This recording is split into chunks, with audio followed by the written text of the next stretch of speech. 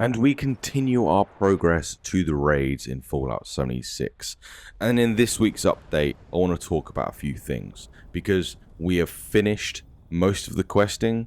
We have started doing a lot of daily ops. We've started doing a lot of expeditions. I'm building my house out. I have picked and we have really got into the depths of what creates a Fallout 76 build. That's the sort of stuff I want to touch on today, because it's been a week. It has definitely been a week. So where we were to last week was I was still questing a lot, but starting to dip my toes into some of these later game systems. And the beginning of this week, I carried on with the questing. We finished off one of the newer quests to deal with Hugo and the new vault that was added to the game.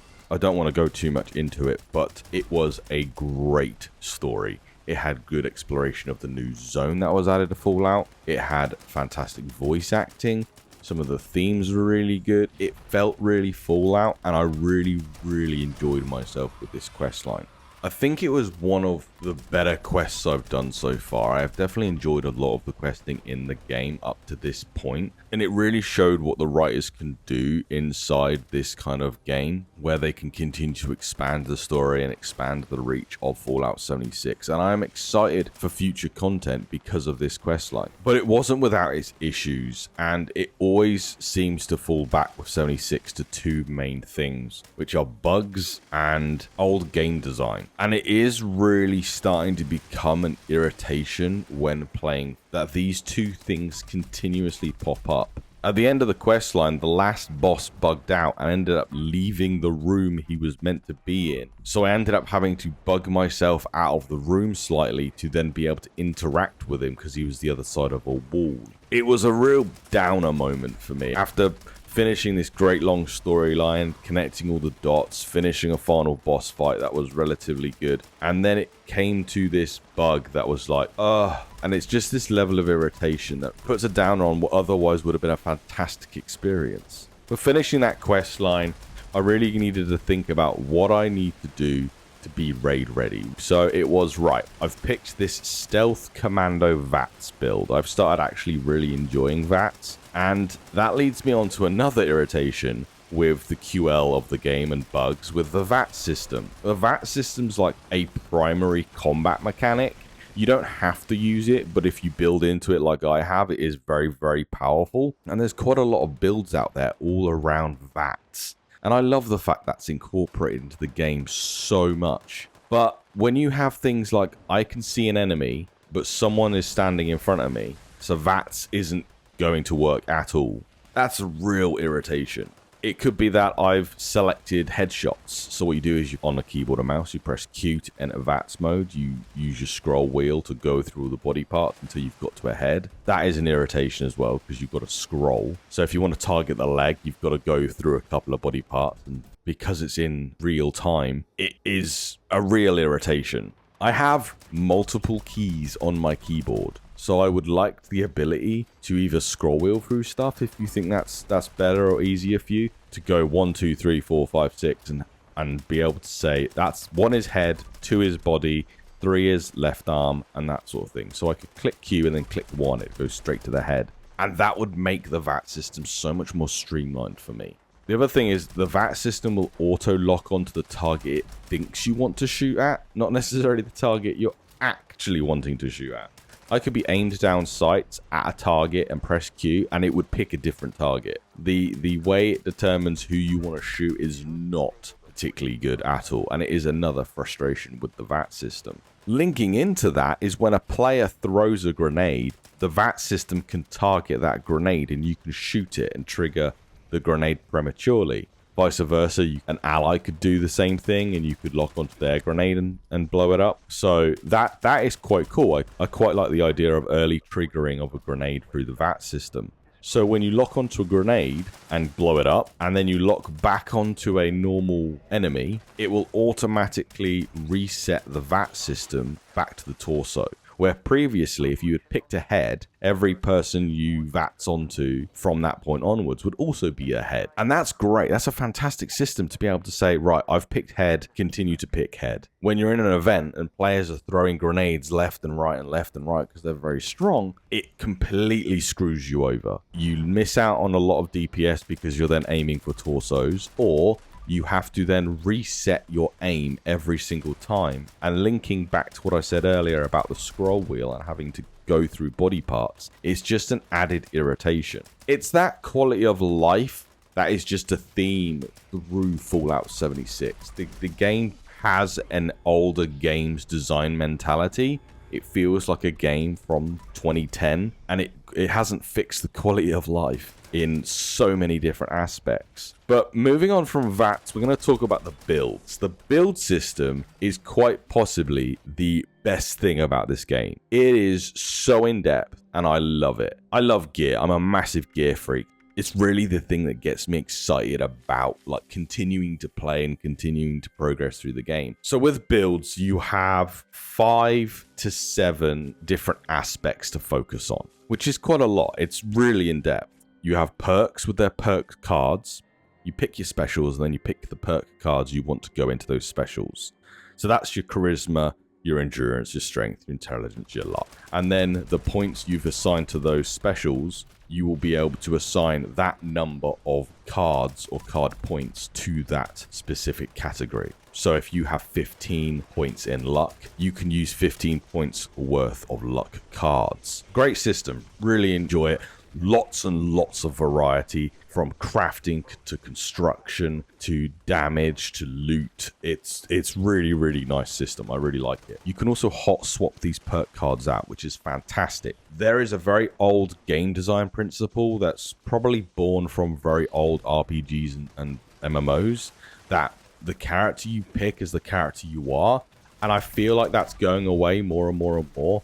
And the design principle in more recent years has been, why can't you just do everything? And I love that. I love to be able to say, I want to do anything. I want to be able to hot swap my perk cards. I want to be able to hot swap my weapons. I want to be able to hot swap my classes. The industry is definitely moving more and more into that sort of scenario, which I think is fantastic. And Fallout sits within that design principle, I feel. You even get a item for your house that lets you save 2 loadouts for free, where you can swap between either or, and if you want more, you can pay for them, which I think is perfectly fine, especially with the amount of free currency the game just throws at your face for just playing and doing stuff. So I really don't have an issue with that. Then you go on to legendary perks. When you hit 50, you'll unlock your first legendary slot, and you get a very powerful legendary perk card. They could be things like increase your base stats. They can also be things like, if you're wearing a full set of armor,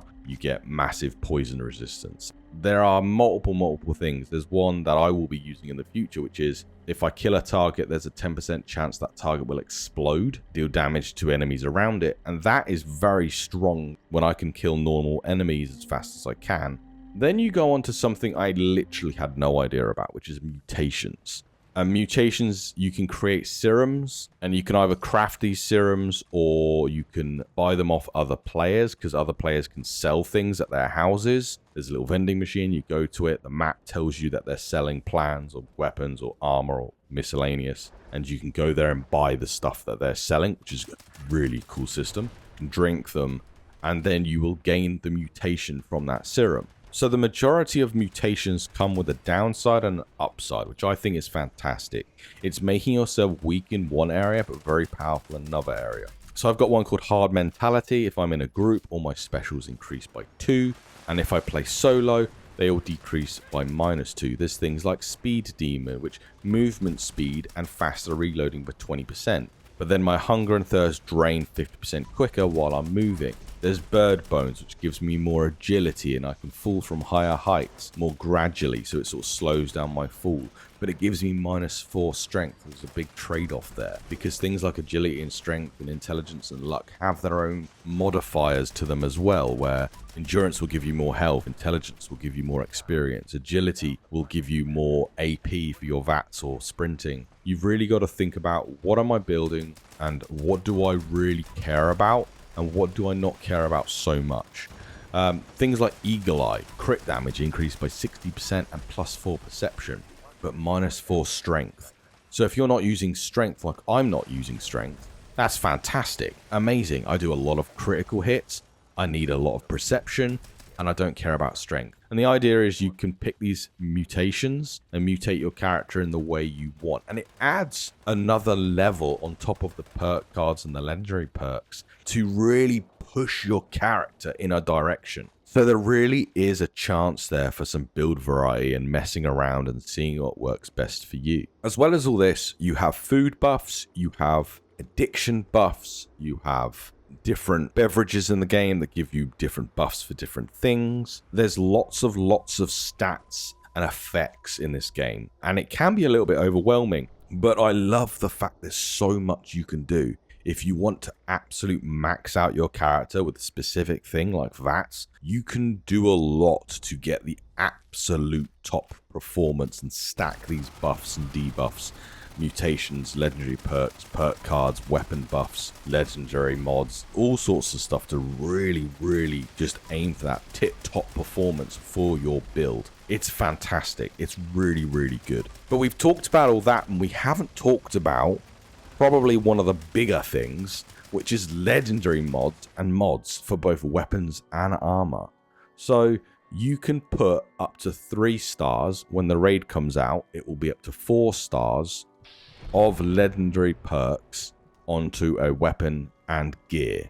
For an example to this, I use an auto rifle. The auto rifle I use is a very specific one. It's called the Fixer, and that's because you can have standard mods that give it armor penetration. As it's a named weapon, it has special perks that keep me more hidden because I'm a stealth build, so that really helps out with that. I can stick a suppressor on it and stuff like that to modify my weapon and build the weapon I want to really boost my build. Again, it's another level of boosting your build to that tip-top damage. And then you get onto legendary mods. You can go with something called Blooded, which is damage increases up to 95% as health decreases, which is an insane damage buff. And you do have to punish yourself with it. You have to decrease your health to about that 20% mark. You have to stick with 20% of your health to really get that damage buff. That's a 1-star legendary. The 2-star legendaries are things like Vital. Critical damage is increased by 50%. Explosive. Projectiles explode for 20% weapon damage. There's a 2-star legendary mod called Inertia. Replenishes 15 action points with each kill. Now, if I'm in VATS and I'm using a lot of action points to get kills, I then can replenish my action points with each kill, and it just boosts my build to another level with its 2-star legendary perks. Then the 3-star legendary perks are things like VATS Optimize, which reduces my action point cost by 25%. For my build, that is massive. So these legendary mods can be very powerful. And then we can move on to armor and armor mods and armor legendary mods. So as just standard mods, we have Shadow and ultra light builds. It reduces weight and increases AP points. And then stealth in dark areas, again fitting into the stealth build, fitting into the VATS and the AP points. And then for the legendaries, we have things like Unyielding, gain up to +3 in all stats. That's your specials, except endurance when low health. And as I'm already using some low health perks and my health should be at 20% most of the time, I already get massive damage bonuses. So I might as well use Unyielding to get even more bonuses to things like my perception, my agility, make me more sneaky, make me able to see people further away, make me do more precision damage. That is really fantastic. It's just another thing to fit into the way this build plays. Then we've got Powered, which is action point regen +5, and improved sneaking for that more sneak. So that's a quick overview of my build and the different aspects of builds. And it's kind of nuts. This level of build this game has is so enjoyable to play. And it really does feed this loop of the carrot on the string, where you just keep chasing that carrot. Next bit of gear you're after, oh, an event popped up, it might drop the thing I want. Oh, I need to run a daily op today to keep grinding out the thing I want. So I can't fault the actual build system or the gear system or the legendary mod system. When deconstructing legendaries, you have a chance to drop that legendary mod so it can be used on any item, or you have an even smaller chance, but you can actually find the plan to then craft that legendary mod whenever you like. Now, they are expensive, but the ability to be able to craft these legendary perks is crazy. Keeps that carrot on a string. Again, it's another carrot on a string, where my friends have been dismantling massive amounts of legendaries and building up their arsenal of mods they have and mods they can craft to sort of feed each other into our builds. Now, on this point, my RNG has been awful. Absolutely awful. I have dismantled over 400 to 500 legendaries. I have got one craftable mod, and I think I've got like 5 or 6 actual mods I can use. It has been very hard for me to actually be able to progress my build in the legendaries department. There's lots of other things I can focus on to keep pushing my build forward, but for this legendary aspect, it's been really hard. And if I wasn't playing with 3 other people whose RNG seemingly has been pretty normal, then I would be in a case where my build would not be as strong as it is. So playing with other people has really benefited me. So from my own personal experience, it's been pretty rough, but from an experience of 4 people, it has been pretty reasonable, I would say. You can't expect a long-term video game to just throw legendary crafting plans at you willy-nilly. It's meant to be hard to get a craftable legendary. I mean, it's a legendary. What else have I been doing in the game? And I've been doing daily ops, and I've been doing expeditions, so I have a reasonable amount of experience with both of those. And I've been also building my house out to focus it a little bit more on farming. So I'm able to farm resources to make good food that is useful to our builds. So let's start with daily ops. Daily ops are a mission that rotates daily. It can be a few different objectives that seemingly appear randomly in a few different zones. The zone is not linked to the mission. It can be pretty random between the zone and the mission. And then it also adds on top of it modifiers, and the modifiers can be pretty brutal. Things like invisible enemies, enemies explode on death, ricochet, where your bullets will ricochet back at you and deal damage to you. You've got things like armor penetration, lots of stuff like this. And it'd be a random assortment of a couple of modifiers for your daily op. So some can be really, really nice and chill. Some can be pretty irritating, where you do the daily op once, you get your daily reward, and then you'd be like, all right, okay, I'm done for today. For my build in VATS, it'd be things like increased perception to counteract my stealth and invisibility to counteract my VATS. So they become a little bit annoying. The ricochet one is a little bit annoying. You've got to wait until they stop glowing and then shoot them so they don't ricochet and kill you, because again, I've been working with this low health build, so that can be really damaging. But then there's others like explode on death, which is absolutely fine for me because I'm at range. I'm using a combat rifle, so I'm pretty far away. It doesn't really affect me at all. It's hit or miss. They're very short. They're very basic. They take about 5 minutes to run. There's nothing massively to them. When it comes to my enjoyment factor, I run them because they give you a large amount of ammunition. I run them because of the rewards. I don't run them for an enjoyment factor per se. They're not sort of a highlight of, oh my goodness, this daily op is so well crafted. The boss is an incredible thing. It's just shoot the guys, they fall over, carry on. There's nothing a lot to it. Expeditions, on the other hand, are a little bit more involved. The map is dependent on what you select, and as far as I can see, there are no modifiers on them. So you go into the specific map, and it'll be the same map that you pick every time. There are a selection of a number of different expeditions. There are some in Atlantic City, and there are some in the pit. You pick your map, you go into it, and there will be a semi-random variation of objectives to complete. Kill the overgrowth, save the people, light the fireworks, that kind of thing. And then there are some optional ones as well, where it's kill the other competitors and emote. That seems to be a pretty standard one. It might be map specific for the map we've been running. And collect the teddy bears again in the map that we've been running. We seem to be running the same map for a speed and efficiency kind of play, because there isn't a lot of time to raid and we really need to make sure we're using our time efficiently. They seem to be fine. There's a boss at the end that have modifiers, but again, there's not a massive amount to them. Again, they are a slightly expanded, slightly longer version of a daily op. I think they're probably a little bit more enjoyable, so it depends what you want out of it. If the daily op is really easy to grind and you're after ammunition, then just grind the daily op.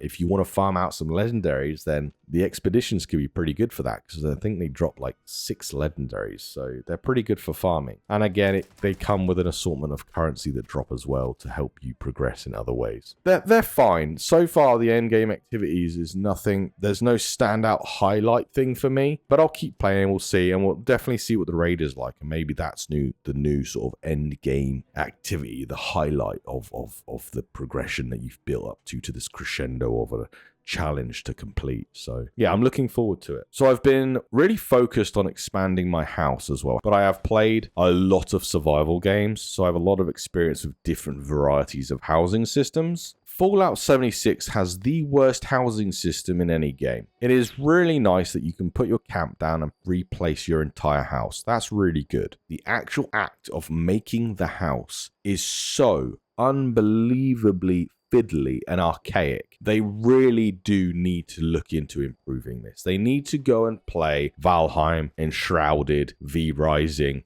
all these other games that have come out recently with fantastic building systems, and they need to look at some of the best things these other games are doing and see what they can do about bringing these systems into Fallout 76, because houses are really quite important. They are resource areas, they are vendor areas, they are buff areas, they are very important to the game. They are your primary hub when you play this game, and for them to be so irritating to create the thing that you have in your head, it's just so frustrating. And a lot of the irritation comes down to, I just want to put this roof tile on my roof like I have done the last 6 times, and it just won't go there. It's so buggy.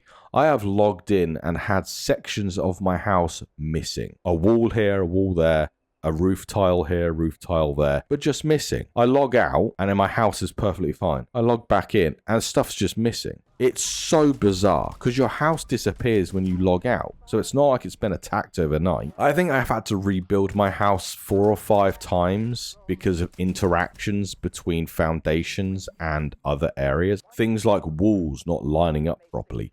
It gives you access to quarter blocks or 1 by 0.5 blocks. Fantastic. I was like, this is great. Not a problem here at all. But then they don't fit with any wall object because you can't get a half wall. So in my head, it's like the building system is like what I would expect from an early access game, except this game came out in like 2018 and they still have not improved it in any dramatic way from Fallout 4. It is unbelievably frustrating to use. And I have to say, some of the creations I have seen in this game are incredible.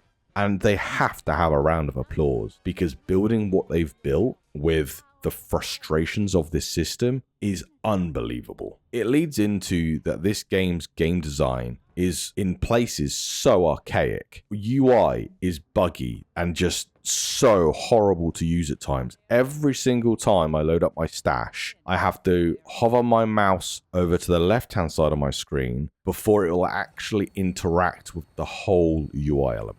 The menus in your Pip-Boy are constantly off-center. I have to go to the very left-hand side of a icon before I can actually click it. If I go to the center of the icon, it won't let me click it. I jumped into some power armor for one of the first times the other day, and it was completely off-center. It was really bad to use. It was horrible. When my character goes invisible, if I pull up my Pip-Boy while I'm invisible, the UI, even though the Pip-Boy is in the same place and looks the same, the interaction points on the UI where you hover your mouse over and click just goes out the window. It's horrendous. to use. And it's things like this that really frustrate me, because this game shows so much promise in so many different areas and then just hits a brick wall in so many other areas. And it just makes me so sad, because I really do believe that if Fallout 76 had the level of polish of like a Destiny, which isn't a high level of polished, Destiny is a buggy mess at times. But if you had the basics of UI design and object interaction that Destiny does, this game could eclipse so many other live service games. I really do believe that if they fixed some fundamental issues with this game and the bugginess of this game, it would rival the top dogs. Final Fantasy XIV, World of Warcraft, Destiny 2, because this game has some absolute shine out moments that are destroyed by the irritation of old game design and the bugginess that is left in this game. Constant things like spawning under my base when I spawn on it. Why am I spawning under my base? I have to then fast travel away from my base and then fast travel back to my base to fix it. Just another irritation. I've interacted with objects in the game and then my UI has disappeared completely.